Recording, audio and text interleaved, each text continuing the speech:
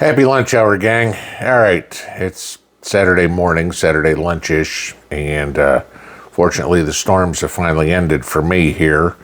I don't know if you guys saw the stories that these tornadoes hit London, Kentucky, which is only about an hour and a half north of me. I guess there are 9 or 10 people that were killed from it. So, I mean, so say a prayer for the folks in Kentucky overnight. The storms that came through here were nasty, to say the least, last night. But so it's Saturday morning, and I'm doing my normal Saturday morning stuff and kind of going over our finances and paying bills and doing that sort of stuff, checking on investments, all that. Doing my research, kind of trying to figure out what I want to do, if there's any switches I want to make, things I might want to buy, et cetera, et cetera, et cetera. And the thing I look at is the overall macro economy, all right, the big picture, if you will. And it was kind of funny, I got an email from one of y'all this morning who lives up in Long Island, New York City. And I about choked when he's like, yeah, well, our property taxes are $16,000 to live in a middle-class neighborhood. I'm like, that would kill me, okay? I mean, my property taxes are $1,300 a year. So what is that, 1/8 of what they're paying? And I dread that day I got to write that check every year. But it got me looking into what's going on in the economy with all this talk about the big beautiful bill and our budget and Jerome Powell sitting on his hands and what's coming forward. Now, I know a lot of you guys get completely bored when I start talking about money, but other people like the education on it, so that's why I do these. So as we all know, we're pushing $37 trillion in debt in the United States, right? Okay. And this year, we're supposed to add, there you go, not the interest part, add another $2.5 trillion. So all the bigwigs, fat pigs in Washington, D.C. can get their kickbacks from the wasteful spending that they do, right? Okay, $2.5 trillion more. Give you that. Now, how's this getting paid for? Well, the way the government pays for everything is borrowing money, right? And we all know what the vehicle is they use to borrow money is treasury bonds. Treasury notes, treasury bills, but treasury bonds, okay. And the two biggest investors in treasuries are Japan being number one and China being number two. Okay? China's been in the news lately, and we know neither one of their economies are exactly doing wonderful. So then I started taking a look a little bit more domestically. This is where I say you need to worry, because when inflation goes through the roof, we got a problem. Here's why. The government has about $9 trillion, roughly 1/4 of the debt we have, that expires this year. Okay, the bonds mature. So they have to refinance $9 trillion plus the other 2.5 of new spending. So the government's got to come up with $11.5 trillion sometime this year.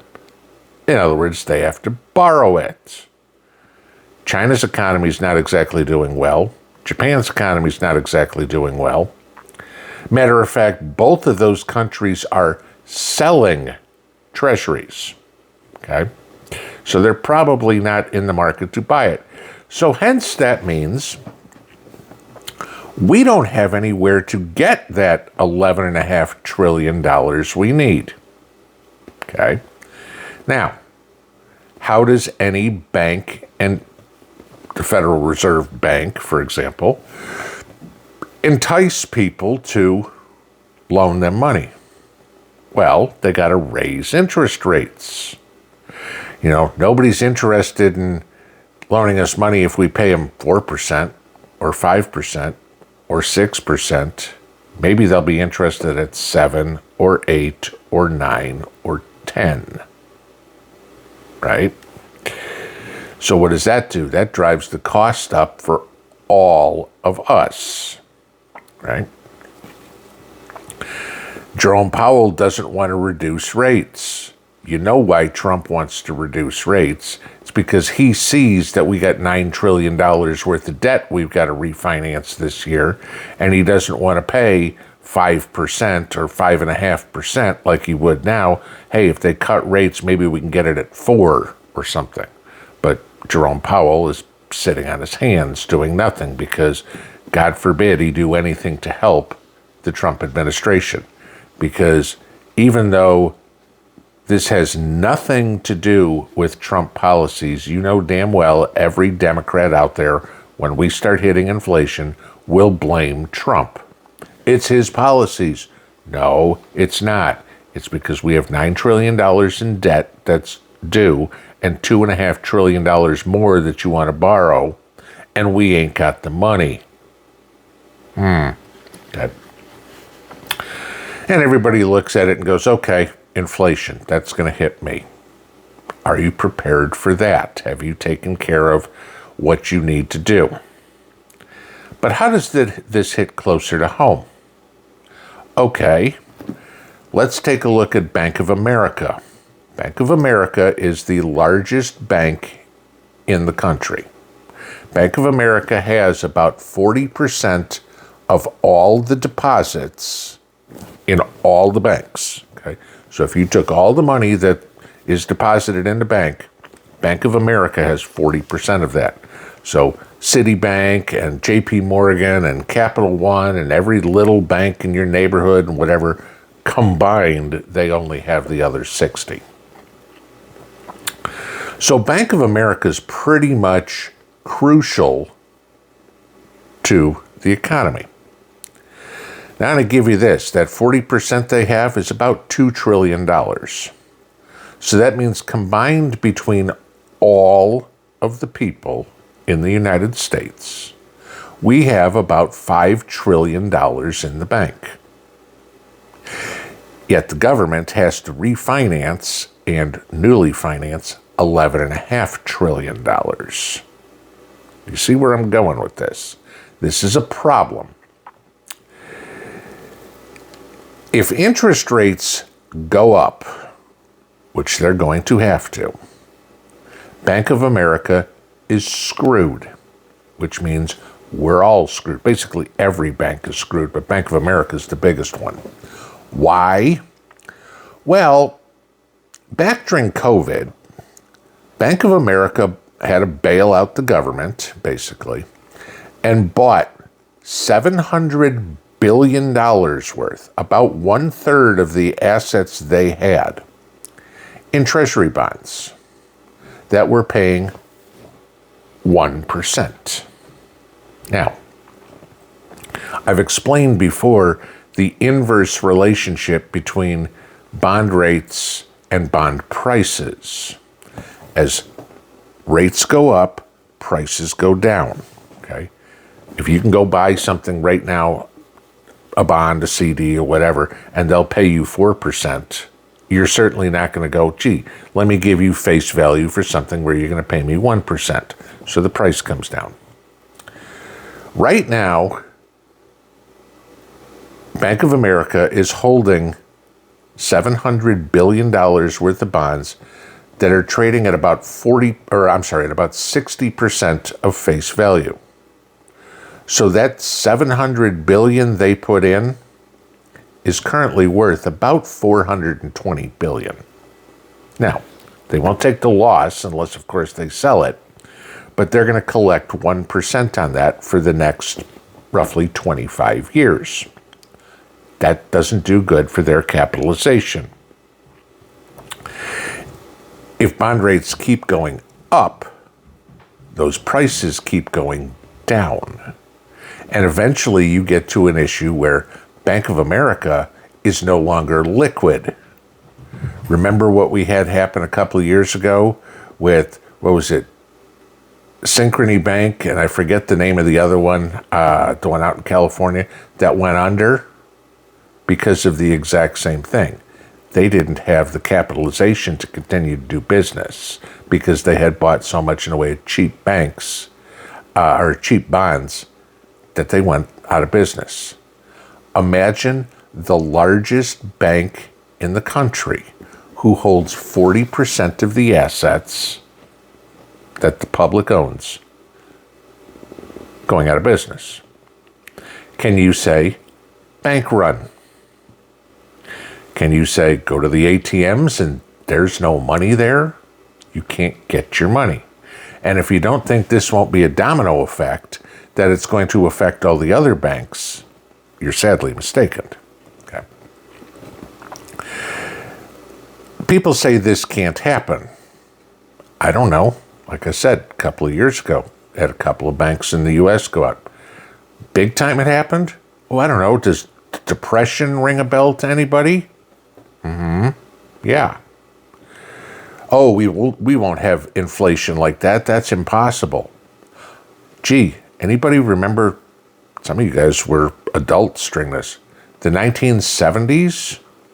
What happened with inflation? What happened with bond rates? From, I don't know, say 1973 to about 1980, 1982, thereabouts, right? Some of you may remember 18% mortgages, 20% treasuries, right? Now imagine this. Imagine we have 20% treasuries and you're the bank holding 1% paper. What's it worth? That $1,000 bond is now maybe selling on the open market for $20. Imagine losing 90%, 95% of your assets and you're the biggest bank in the country. What do you think that does for the country? We're screwed. Okay.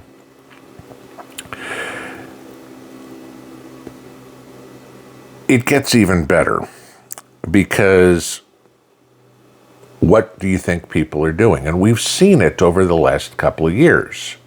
Well, they've moved to gold. That's what they did back in the Depression. That was the thought. Until in 1933, the government said, gee, we're going to confiscate all the gold, right? We've all heard that story. 1932, everything was toast. The government was out of money. They confiscated all the gold and pegged it at $35 an ounce. Okay. And it was till 1973 until we went back and people could own gold again, because that was their inflation hedge. So what happened to gold? In 1973, at the start of the year, gold was $65 an ounce. Don't you wish you'd go back and buy gold now, right? In 1980, 7 years later, gold peaked at $850 an ounce. That's a 13x move in 7 years. Now, do people move back to gold? We're already seeing countries moving back to gold. The last couple, we've all watched it. We've talked about it numerous times on the channel here. We watched gold go from about $1,700 a few years ago to the 32-ish that it's at right now. It's doubled here in a couple of years, right? Is it going to keep going? Maybe. Maybe not. Okay. Because we have another entry in the marketplace, and that's Bitcoin. And we start seeing countries, China's buying gold like crazy, Poland, Russia, a lot of Europe, Japan, all buying gold. The United States, we sit on our hands. We don't do it. For some goofy reason, it's like the dollar's everything until it's not. In comes Donald Trump. And Donald Trump says, you know what? Maybe we need to create a Bitcoin strategic reserve. Now, I watch this stuff. You watch this stuff. There's guys out there that are calling for $1 million Bitcoin by the end of the president's term, by the end of Trump's term. So that's 2028. So that's 3 years. Bitcoin's about $100,000 right now. Could you get a 10x move in Bitcoin by 2028? Maybe. You got a 13x move in gold in 7 years. Why can't you get a 10x move in 3 years? Where's gold in 7 years? Where's gold in 3 years? I'll tell you where you don't want to be right now is in debt. And you don't want to be in Bank of America, okay?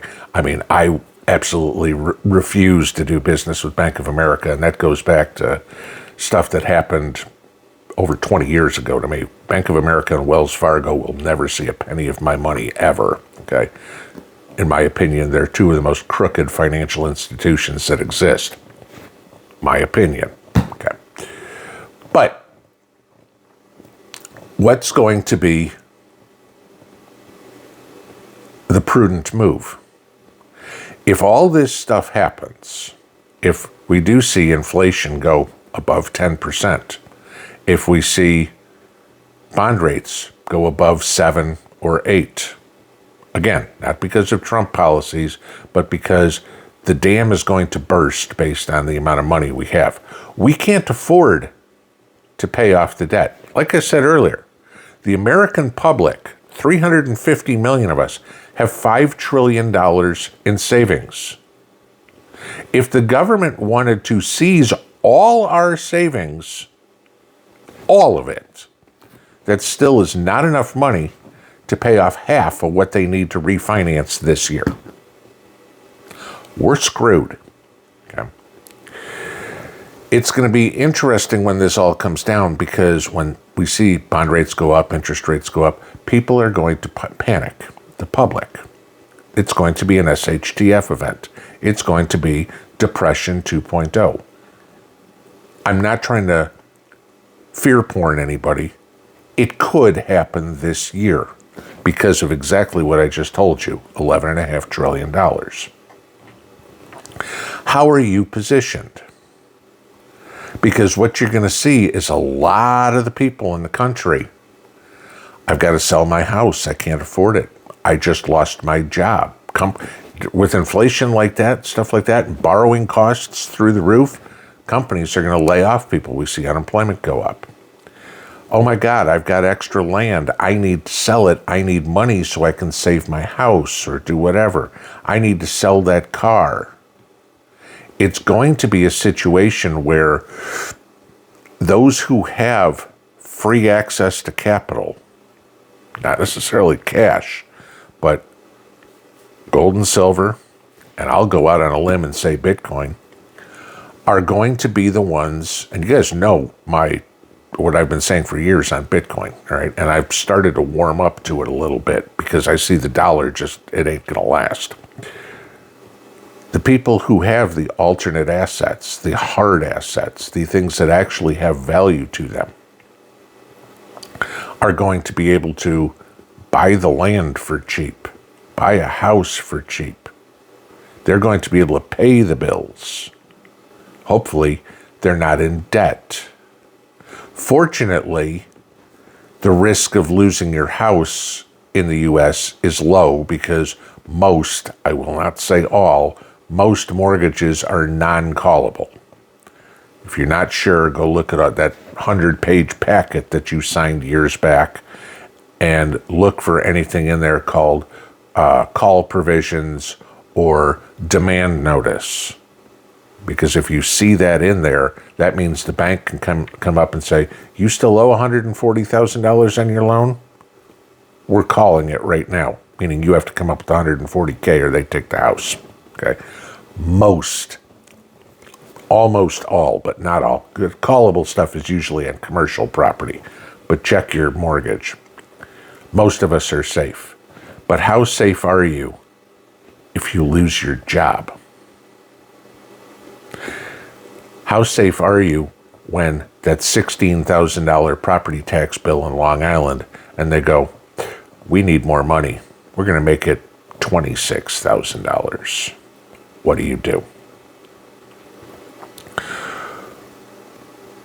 We are on a real slippery slope, and we're at the apex. If we tip over the top, we see 1973 all over again, in a best case scenario. But if we see 1929 again, that's exactly why we all do what we do. I know I can't tell you how many emails I get from you guys that y'all have got yourself out of debt. Thank God. Okay? Because that car that you just spent $50,000 for, hypothetically, if everything goes to shit, what if somebody says, we'll give you 10 for it? And you go, I don't have any choice. Or your house, or whatever. You need to have this stuff taken care of, paid off, as fast as you can, as best as you can. You need to have something back in the kitty, gold, silver, whatever it would be. I'm certain there's people out there that own Bitcoin. Okay, pray to God it doesn't crash too.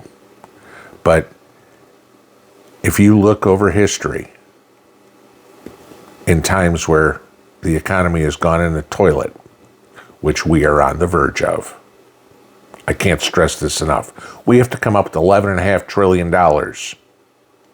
this year, and nobody wants to loan us money. What do you think's going to happen? Prepare, plan accordingly. I pray to God I'm wrong. I just don't think I am.